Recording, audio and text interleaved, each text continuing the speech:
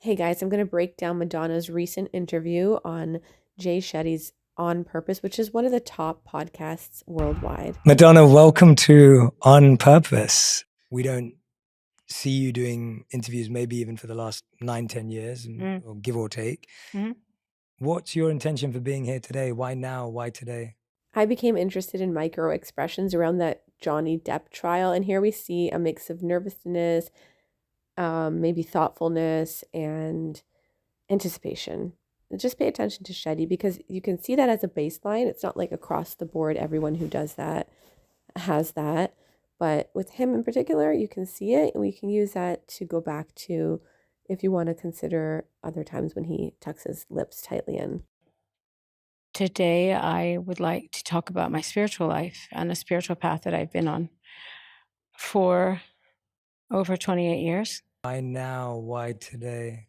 This wisdom has helped me navigate the ups and downs of life, for lack of a better expression. People ask me a lot through the years, like, what is the reason you're still sane? What is the reason you keep going? Why have you not fallen by the wayside like other people? Definitely a lot of my peers who are no longer with us, like, what would you say is the key? Here she is, credibility positioning or authority positioning, appeal to authority, but in her own self in a way, demonstrating that, wow, even me, Madonna, the world famous pop singer for decades, I have stayed sane, unlike my other, it's kind of like really throwing them under the rug, and they're not even living, unlike my other colleagues who have died. So the distinction between doing well and not for her, I guess, is death, because you can just do a quick Google search if you're not familiar with Madonna and question the degree of relatability, and you can then justify the unrelatability as, oh, well, she's an artist, or you can question one's sanity. And I would say that is my spiritual life. I absolutely would not be where I am or who I am if I did not have that. It's helped me enormously, as I said, navigate the ups and downs of life. So I feel like I would like to share that with people. Do you notice the big gulps and then the almost choking, pushing out the words sound right before she says, I really want to share this with people? To me, it reads as hesitation. You be the judge. That's really the point of, I'm not here to promote a product or Well, fast forward just a bit, and she does bring on her guru and has him take the stage, and therefore the product may not be a CD or a disc or a download, whatever, stream, but it could very well be a state of mind. And we all know that you sell a person in this industry before you sell their quote unquote product. However, she does mention later as well that she has worked on new music. She has been out of the scene in terms of promotion, and now she's worked on new music. So 1 + 1 = 2. I don't want anyone to buy anything. I just I want to share something with people that has pretty much saved my life. That sounds dramatic, but it's true. Notice that self-scoff at the end. It's almost like she herself doesn't believe what she's saying. It's like self-mocking in a way. So even though it's been a part of your life for nearly 3 decades, maybe you haven't shared parts of it before. What would your life look like if you didn't find it? I would believe that the physical world is all there is. I would believe all the illusions. And that would be my downfall. And that is most people's downfall. I agree with her on this. The world is not a physical experience only. We are spiritual human beings. We are physical beings. It is a culmination of two. It is not one or the other. We are spiritual. We are a soul. We have a body. So she is right about that. And I believe that she believes that what she's saying there. You can actually see the difference between the hesitation and the choking and the laughing at what she's saying. It's her, she ends the statement with an open mouth as she's completely confident in what she said there. And I believe it's correct. What does spirituality mean to you? Because I think that word itself means so many things to so many people. Yes, I mean, a spiritual life or a spiritual path could could mean a lot of things. I know that you have a spiritual path, and for me, it's not really about like whose is the best, or it's whatever works for you. Here we see something contrary to most major religions, Judaism, Christianity, Islam, which is that, choose your own adventure. It's all the same. It is not all of the same.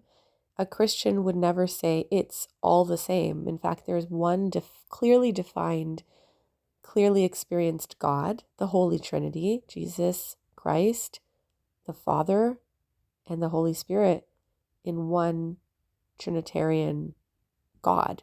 And here she's kind of lackadaisical, like, it doesn't matter. Well, if it didn't matter, why would she assign herself to one belief system? However, she does reference Jay Shetty's belief. He's a Hindu of sorts. There are some overlapping themes in Hinduism and Kabbalism or Kabbalah. And Kabbalah is not like Judaism, actually. So I don't count it as one of the major religions. It's a very distinct practice. So I just wanted to point out the very important statement that she makes, which is like an all-inclusive, it's like a pitch, it's like a sales pitch. It's like, it's all the same, but you should do this and you shouldn't do that. And that's why I love mine for 30 years, but it's all the same. I've been studying Kabbalah for 29 years, so since 1996. Yeah. It's a long time. It's a long time. That is a long time. Not as long as I've been studying Orthodox Christianity, but I guess they would therefore tip their hat at me, since all religions are fine as long as it works for you. Apparently, this is just me repeating her words, and I hope she's being legit.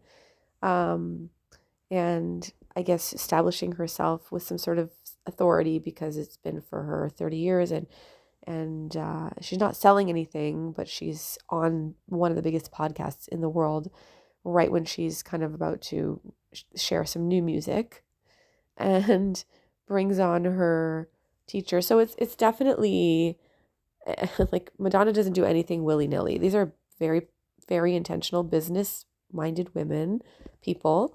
And like, you always have to be mindful of what you're being sold, right? Even me, I'm trying to sell you an idea, which is to open your mind and really pay attention to the nuances when people are talking to you, not just the words, but also the context. Because this is not just someone off of the street.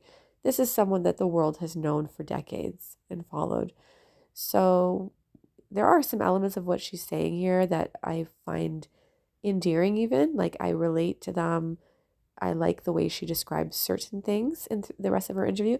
And some, it's like, that does not jive with what you have been saying, which is fine. She may be unaware, but she's, I think, very intelligent, very intentional.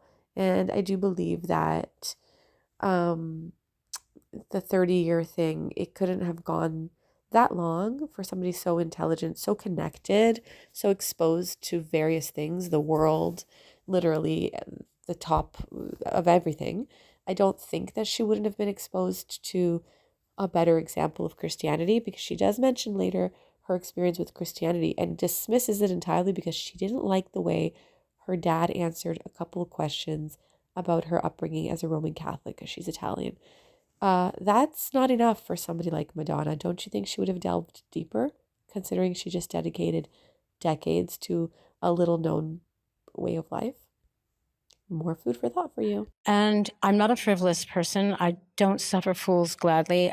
If I think there's something false about it, or corrupt, or not authentic, I wouldn't have stuck around for so long. I've had the same teacher for all this time.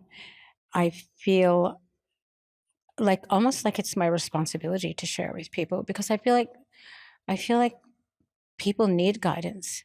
People need enlightenment. And for me, a spiritual life is having an internal life, because you know this, I'm sure, if we get caught up in the belief system that our value in the world is based on people loving us, or other people's approval, or how much money you have, or how many fabulous outfits you have, or how many followers you have on Instagram. Those things don't make us happy. Those things don't bring us peace. So having an internal life and being able to look internally and having some kind of practice, whatever that might look like, your prayer, your meditations, the time you take out of every day to stop and take stock, like contemplate. Notice that everything that she's saying centers around balancing mental health, not praise for God, not awe for God, not gratitude, although I think other areas she does talk about gratitude. She talks about the busy world we live in and how to manage that. And so this is sort of like a place of solace for her. And she is supposedly opposed to the physical world. You can do your own, you can come to your own conclusions about that. And she is looking for some balance. These are, for us Christians, a fruit of the faith. They're not the purpose for our love of God is what we're going to get out of it. I mean, I'm talking about Orthodox Christians. I'm not talking about wayward, later, modern Christian claiming faiths. But I'm talking about, and I'm not talking about hedonism, which is entirely self-centered, self, me. I'm talking about the purpose of the faith. It's like you're drawn toward your love of God. That's just how the motivation works. I actually love God. I want to know him more and more. Not I need myself to feel better. I need a break, and whatever that looks like is fine. Well, this is why she has the whatever, because the God is interchangeable for people like that make statements like that. And of course, I don't want to speak for her, but from what she's presenting, and she is a very calculated speaker, it appears that this is the second time she said it, like, it doesn't really matter what faith you follow, as long as you follow something, because you need that peace of mind. So it's more revealing why she would go then on somebody like Jay Shetty's show, which is not even a Hindu. He's not even a Kabbalist. He is Hindu, apparently. But she would go on a show like his because it's like a self-help show. It's not a Jewish program or a Kabbalist program. It's a self-help program. So she's taking that slant on things and really watering it down, similarly to how she introduced yoga to the Western world. And she really did promote and elevate yoga in the Western world by just being like, oh, it just feels so great. Like, wouldn't you want to calm your mind? If you don't have a spiritual life, you're never going to stop and ask any questions. You're just going to plow through life. And if you just, and you're going to see everything that happens to you as just a random event. You have to have a spiritual life. You just have to. If you remove the spiritual life, spiritual practice, you remove the workplace, then you're in the home. And then removed once more from home is you're looking at your phone, which is even takes you out of home. It's a great point, yeah. So, like, where are you? You're nowhere. We're all living in the virtual world. Yeah, we're living in the virtual world, not even in the material world. We're just... Yes, but a virtual world is not a bad world. But if you don't have consciousness, there's really no point to living. There is always a point to living. Anyone listening to this, there is a purpose for your life, whether you're able to respond or whether you're not, whether someone has this playing in the background and you can hear, but you just can't speak because you're quote unquote not all there. You're not consciously with us. The Christian believes that there's always a purpose to our life, always. It may seem to be like, what is my purpose? You might be lost and drowning in those emotional and spiritual depths, but there is a purpose to your living, whether you are currently quote unquote asleep or not, or whether you are physically asleep or not. And that brings me to a very unrelated point, but it does kind of relate, which is the problem around MAID. What is it? Medical assistance in death or something? Medically assisted, something like that, which is claiming so many lives right now. It's unthinkable. And if you don't believe me, just Google it.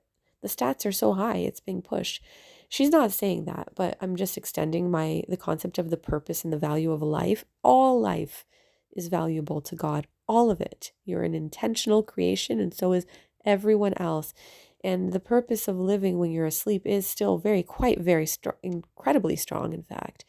And being, now this is not, again, I'm taking it very literally, but a coma state where people yank the plug and they say, well, oh, well, there was no point. There is a point. That person is still existing. There is still a soul. In fact, we are eternally a soul. But as long as the person is still existing, that is intentional. There is still a reason for life, okay? So even if you're like, what the heck's wrong with me? There's no point to my life. I can't feel anything. I don't know anything. I don't understand anything. You have maybe even more of a purpose than you're being sold. There is a purpose to life. Everything else she said there, I do agree. I mean, some kind of ritualistic behavior has to happen. What have been your rituals? I'm intrigued. I'm curious. What are your spiritual practices and rituals? Well, one really important thing is studying, making time every week to sit down and study. I mean, you can study the Bible, you can study the poetry of Kahlil Gibran, or you can study the Vedas. You know, before I discovered Kabbalah, I was looking for answers. And why do you think that was? Why were you looking for answers? Because I had everything that people would assume would give you happiness. Many people make the mistake of seeking a faith group to satisfy their sadness, to bring them happiness. And while, again, it's true that the fruit of truth is fulfillment, happiness is not anywhere the goal of the human being. In fact, that won't challenge you at all. It's very true that we don't want to be uncomfortable, but it's also very true that discomfort should be expected, and only through discomfort can we even grow. And that growth is better than happiness. In fact, it breeds something more substantial and superior to happiness: peace and awareness of the truth. And not only awareness, but a communion with the truth. And God is the truth. And God is love.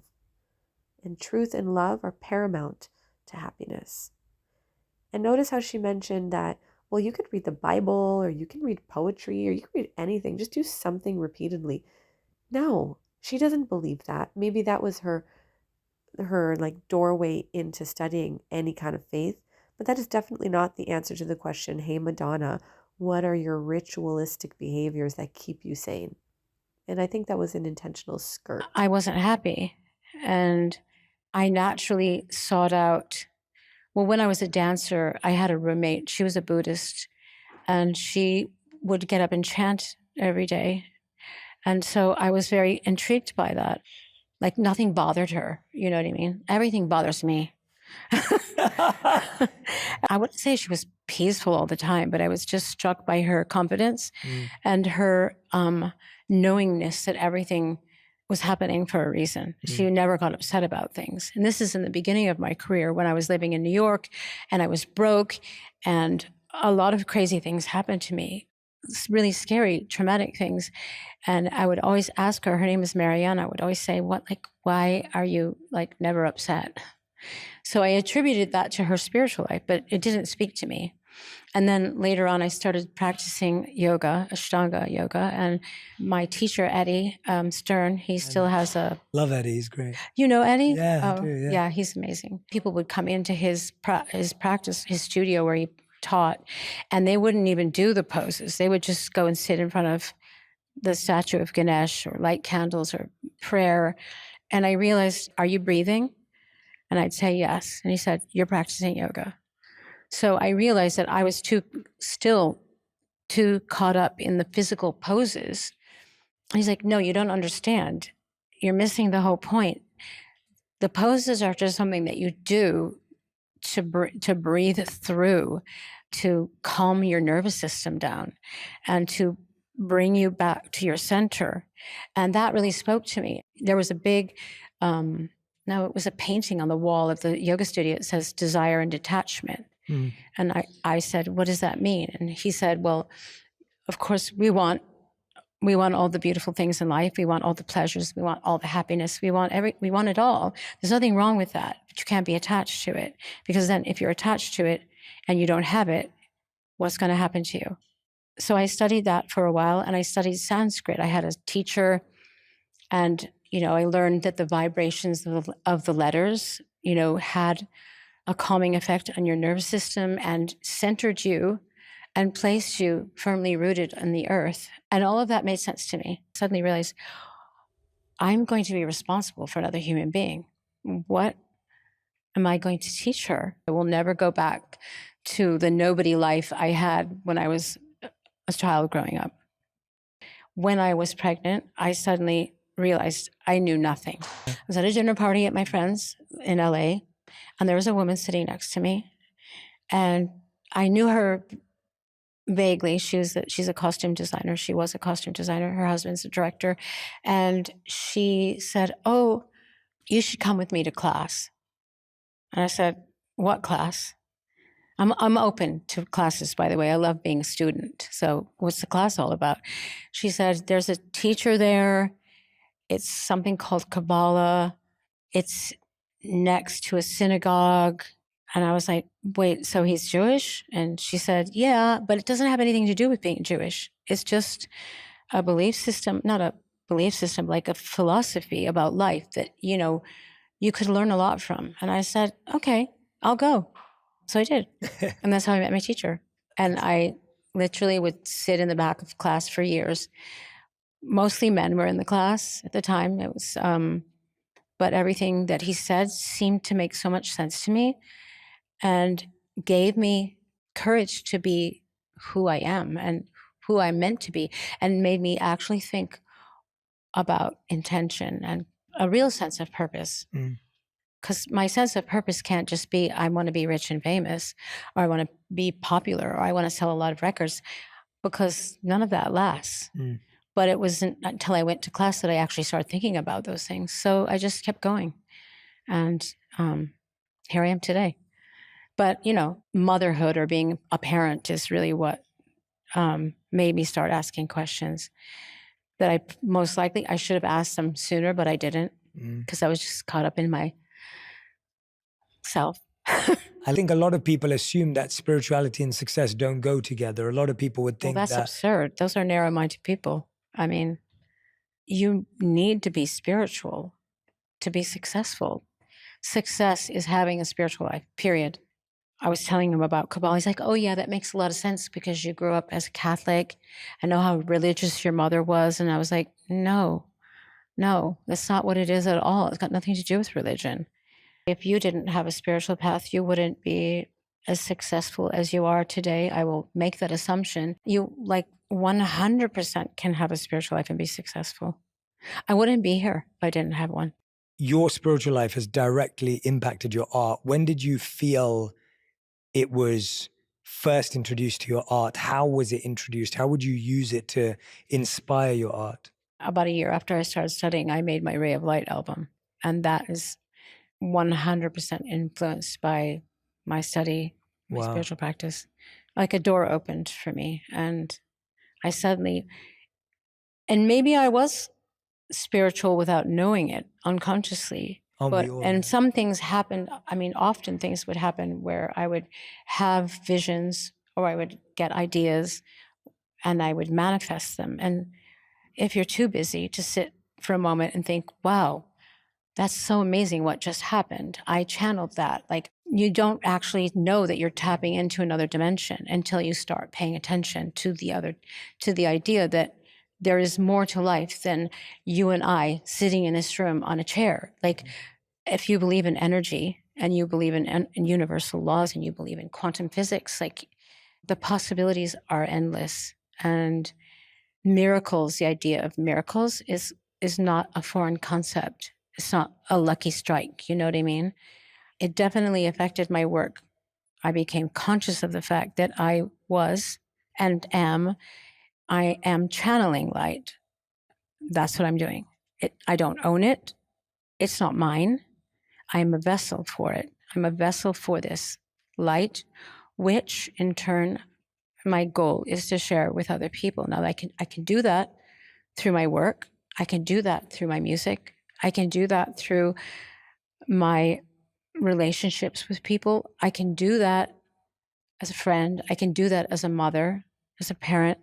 So you realize that it informs every part of your life. But the one really important thing, well, one of the many important things that my teacher taught me was that I am not the owner of my talent. I am the manager.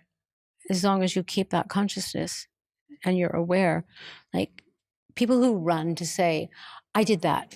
That was my idea. I mean, you created an opportunity for yourself by allowing yourself to be a vessel for this, call it what you like, magic. I think it's magic. I think when you channel artistic ideas and you have creative visions, it's magic. And when you overthink it, or you start thinking about how much of that you own, you stop it. That's why I would say, this is my observation, that a lot of people have these great kind of meteoric careers, and they rise up and they take the world by storm and they influence the masses, and then they just, something happens and they can't handle the light and they're not even aware of it. And it in a way they fly too close to the light and it burns them. Yeah. Here Madonna has really just told us directly that she is a channel for something else to come through from another dimension that she calls magic and the light. Christ has said he is the light of the world. Madonna has not attributed her talent or her magic to Christ. Therefore, it has to be somebody else. God has also said, you cannot serve two masters, and that there is no one but God. That is a God. There's only one God. There is one. And so if she's not attributing this to God, that the God that we know as Christians, that the God from the creator of everyone and everything, then she is serving a different master, and she cannot serve God, in fact. So this is really exposing her worldview, her spiritual view, and she has no reason not to share that, because people today kind of accept anything and everything, because as long as you're successful, it's correct. As long as you're chill, it's correct. So please, when you say, well, I'm a muse and I'm opening myself to other sources and I couldn't hold the light, it's my fault I didn't hold the light, that's what's way too much authority and specialness on a person, when really everything is God. Everything is God. And once you realize that truly and appreciate that, you will become humble. You will lean into humility. And in that humility, you never take the credit. And you never say, well, it comes through me. The magic comes through me. Me. It's all very self-focused. And then they feel like they have this great mission to teach the masses. What are you teaching the masses? About the light. But at the same time, anything you believe is fine. Really? Are you sure about that? Because in a little while, she comes to say that, well, Catholicism doesn't really make sense. I asked a couple of questions and it didn't really make sense. Well, how can you then say that you're equal in your respect for all faiths? You might say, well, you can study the Bible or poetry. It's all the same. These are misguided thoughts. I would say that's really true about many of my peers that I had. I was lucky enough to know them, whether that's Prince or Michael Jackson or Jean-Michel Basquiat, the painter. Like these are like people who were channeling. But I also don't think they understood like the concept of their what they were channeling. You know, like people like to take drugs, right? Why? Because they're actually channeling light. So tripping on acid and channeling quote unquote light to Madonna is the same light as when someone studies Kabbalah. And the problem is not the light, but that you are not strong enough to contain or control it. As she considers herself, this is all witch talk. I don't know if people are cluing in. She considers herself a controller, a manager of the light, without sourcing what that light comes from other than, quote, another dimension and anything as an interchangeable God.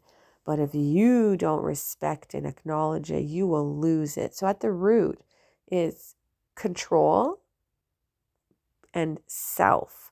And it's really crass how she's judging really like Prince, Michael Jackson as losers of the light, like as if Michael Jackson wasn't able to contain his own gift, but she was. And that's why she's still here. Well, we don't know the outcome of each person's life, do we? So how can someone brag that they're still here when we don't know the outcome? It's all very presumptuous, and I do like a lot of what she's saying. And granted, she may really not realize any of the problems herein. Probably not. Or she doesn't think we'll pick up on it. But I'm just asking you to pay attention to what's really being sold here. Because something, in fact, is being sold. With their, tripping on acid. But it's light with no restriction. And then that's what kills you or burns you out. That was never your path to the light. Oh, no. Yeah. No. Thank God. Because everybody was What kept you doing away it around from it me. when everyone else was doing it? The universe. God. One of the most important things that Jay Shetty has done in this interview so far is ask for a definition at the beginning of the interview. And that is so relevant when any of us interact with anyone who talks about God. Whenever someone interchangeably uses the universe, the light, and God, it is really fitting to ask, well, who is your God? And if it's not the same God as what you believe, and there are overlapping elements, of course, because whenever there's something fake, it's always there to imitate the original or the truth. Consider that's not the same father as yours. They're talking about their own father, a different father, a stepfather, if you will, not their real father, in fact.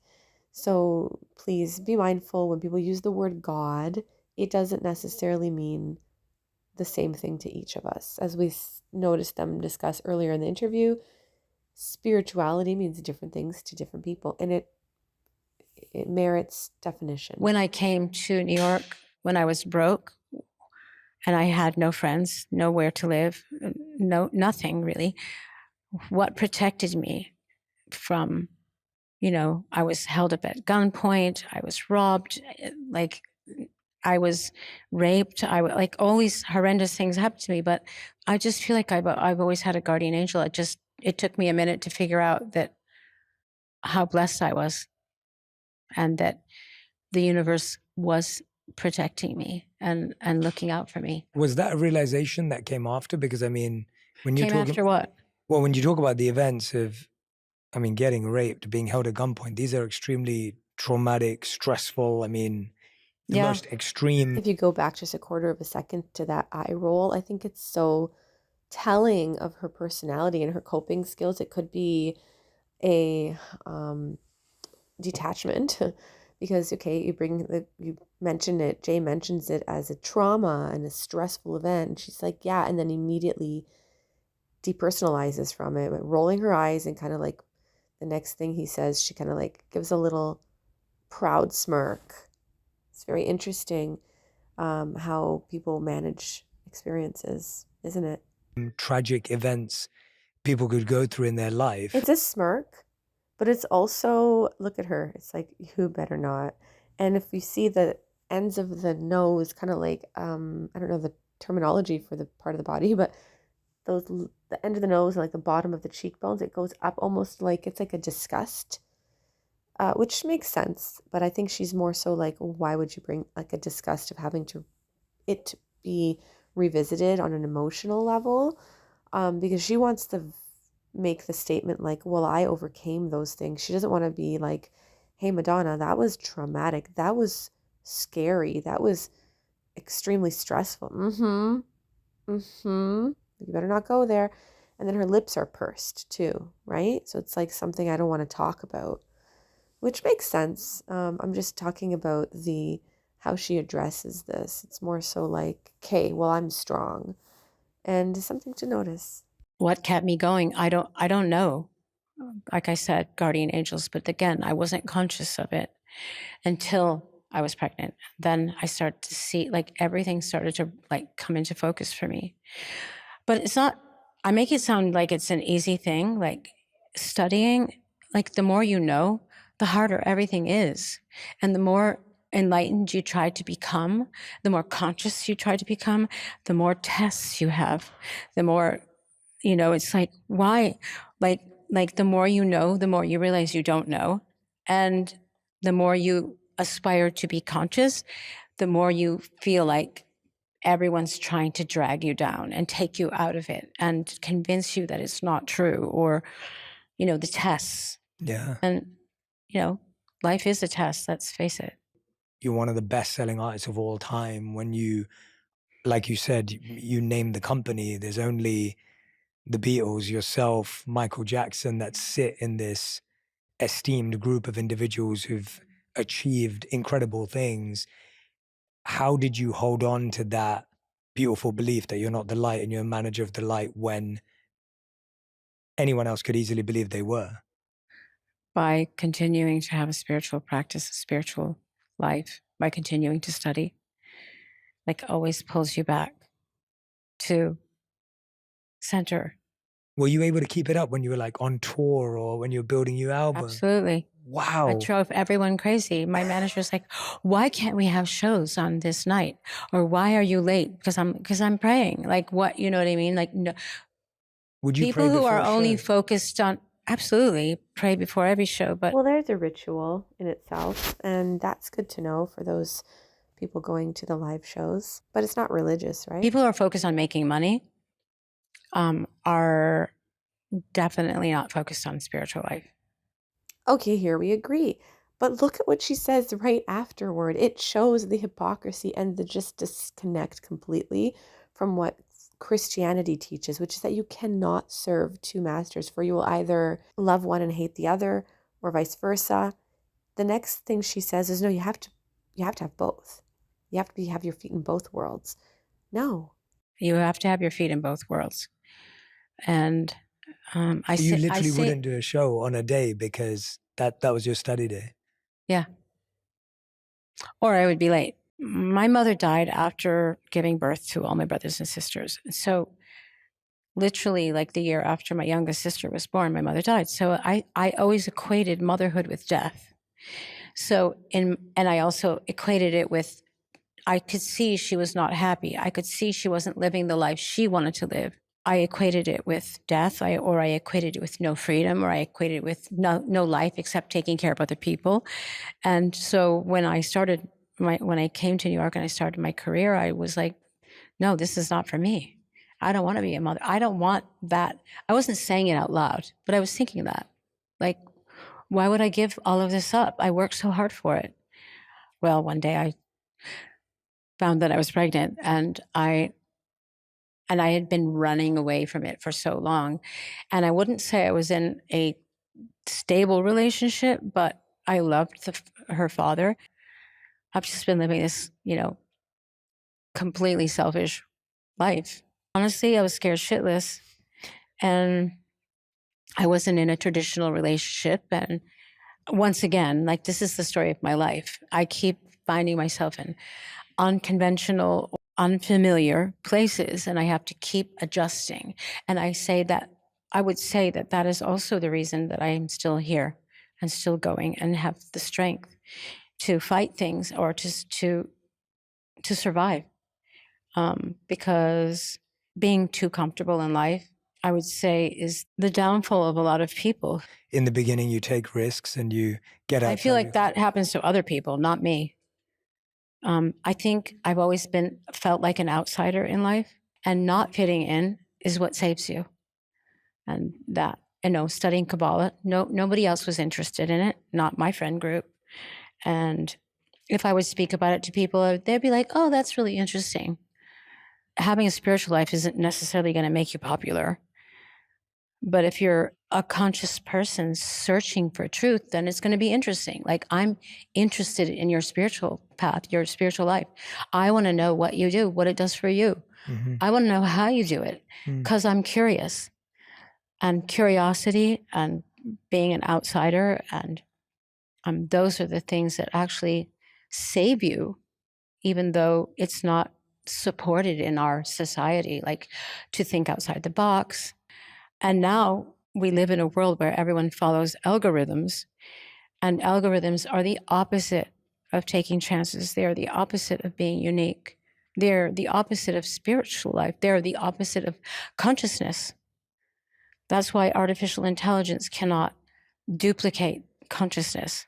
It can duplicate doing things, following formulas, but it can't duplicate consciousness. Do I ever believe that AI will have a soul? And my response is always, I just hope that the people who are building AI have a soul, because ultimately it's becoming a reflection of whatever's inside of us. But I digress. Going back to how, go on, you're going to say something. No, you're right. Yep. The people who make it, but are they? Yeah, that's the most important part. That's the scariest part. Yeah, the intention and the purity. Intention and consciousness. Yeah. Yeah, I just repeat that like a mantra. Consciousness is everything. Consciousness is everything. But a lot of people don't even know what that is. I feel like my children who have a spiritual life are happier than the ones who do not. But obviously they could start at any time. It could happen. I'm not, there's no coercion in spirituality. It's like, if you, either it speaks to you or it doesn't. Children always reject their parents, the path they follow, their belief systems. They think it's stupid, and then they come back around a little bit. How did Kabbalah impact your spiritual practice impact your role as a daughter? Because like you said, you lost your mother when you were 5. Mm-hmm. To a certain extent, I resented my father growing up because I felt like he wasn't present for us emotionally. He followed Catholicism because that's how he was raised. That's how it was done. When I was growing up, if I wanted to ask a question about why do we do this? Why are we genuflecting? Why are we receiving the body and blood of Christ? My father didn't have an answer. He'd just say, that's what is written. And what drew me to Kabbalah was that I could ask questions and there were answers, and questions were invited, which is the opposite of how I was brought up. So I looked at my father as kind of like a religious robot. You know what I mean? Not that he's not a good person, but I didn't want to be a robot. The emotional role and impact of a father, particularly when he becomes widowed from the child's mother, is so significant that even here in her 60s, this lady is still impacted by the emotional absence of her father when she needed him the most. And it's so detrimental that she links the way that he was to a disdain for his faith. She would probably not ever attribute her curiosity for spirituality to him, but it's very likely to be the case. And especially losing her mother early also probably ignited some curious questions and curiosity in her about spirituality and the meaning of life as well, that she wouldn't address until later when she became a mother, which there you could see the repression surfacing if you're interested in psychology. Well, the linking rather, the association strengthening, like the neuron refiring, if you will. And so those two elements combined, but she had that emotional lack from her father that so impacted her that she couldn't possibly accept the foundation of, him, which was his faith, particularly Roman Catholicism. And she really gives something that you may think is an explanation, but I see it as an excuse, because from everything she's ever described and is describing of herself, Madonna is an inquisitive person who will put in that quote unquote ritualistic daily effort to explore something that will give her more insight, right? So therefore, asking just her dad, as a child, mind you, would never be enough to give her the answers that she would be looking for if they were authentic. Conversely, and I'm not Roman Catholic, but Roman Catholics do welcome inquiry. In particular, I know that orthodoxy certainly does. Our slogan is kind of like come and see, like welcome, come and see, ask, we'll tell you. We, meaning the clergy. So the higher ups, you'll get this information that you're looking for, particularly from the fathers of the church, not just your own dad at home. And if he's not giving you the answers, do you really give up, or do you probe further? So rather than go to your Buddhist roommate and your Kabbalist, dinner partner, why not inquire the fathers of the church, particularly the original church, which is the Orthodox Christian church? If you don't have a spiritual life, it's like you're just suffering all the time. If I didn't have a spiritual life, I don't know how I wanted, there were moments in my life where I wanted to cut my arms off. I actually contemplated suicide. And that probably sounds really weird coming from me, because I'm not emo, you know what I mean? But I was like, I can't take this pain anymore. But as soon as you understand that what's happening to you is a challenge that you are karmically meant to experience and learn from and evolve to a higher level of consciousness, then you can look at that event, that experience, as a lesson and not punishment. This does make sense, except why would someone look at it as punishment? In the context of the Greek Orthodox Church, or the Orthodox Church, the Eastern Orthodox Church, the concept of blame, guilt, and punishment are absent. That is more of a Roman Catholic thing, but that may be where she got that from. But it isn't like as though Kabbalah is the only escape from feelings of punishment, guilt, and blame. In fact, for someone who's aware of the ancient faith deeply, it isn't at all an answer for those I used to things. always want to seek revenge. If somebody did me wrong. Or I would pronounce loudly, oh, well, they'll get their own karma. The enemy is within. Not being able to accept things causes all of us a lot of suffering. Thank God I had a spiritual life. Was the lesson radical acceptance? Yeah, exactly.